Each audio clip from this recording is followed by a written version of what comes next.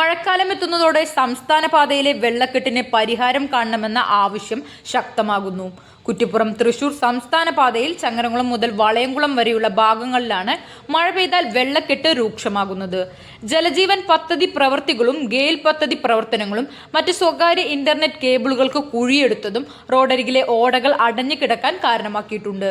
കൂടാതെ ചങ്ങരംകുളം ടൗൺ നവീകരണ പ്രവൃത്തികളുടെ ഭാഗമായി പൊളിച്ച കോൺക്രീറ്റ് വേസ്റ്റുകളും മണ്ണും മറ്റ് അവശിഷ്ടങ്ങളും റോഡരികിൽ കൂട്ടിയിട്ടതും ഡ്രൈനേജുകൾ അടയാനുള്ള കാരണമായി. റോഡരികിൽ നിന്ന് മുറിച്ച മരത്തടികളും അനധികൃതമായി നിർമ്മിച്ച ഷെഡുകളും പാതയോരത്ത് നിറഞ്ഞു കിടക്കുകയാണ്.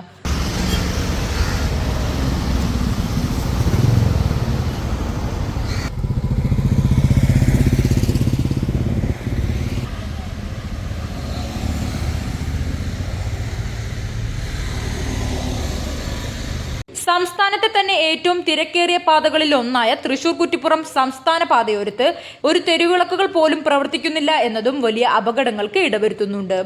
റോഡരികിൽ മുഴുവൻ പൊന്തക്കാടുകൾ വന്നു നിറഞ്ഞ് റോഡിലേക്ക് ചാഞ്ഞു നിൽക്കുന്നത് മൂലം ദീർഘദൂര വാഹനങ്ങൾക്ക് സൈഡ് കൊടുക്കാനോ പൊതുജനങ്ങൾക്ക് നടക്കാനോ കഴിയാത്ത അവസ്ഥയിലാണ്.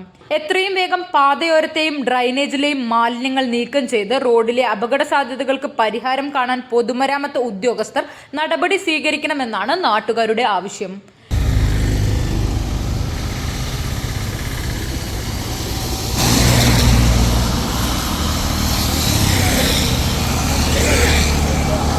CNTV ചങ്ങരംകുളം.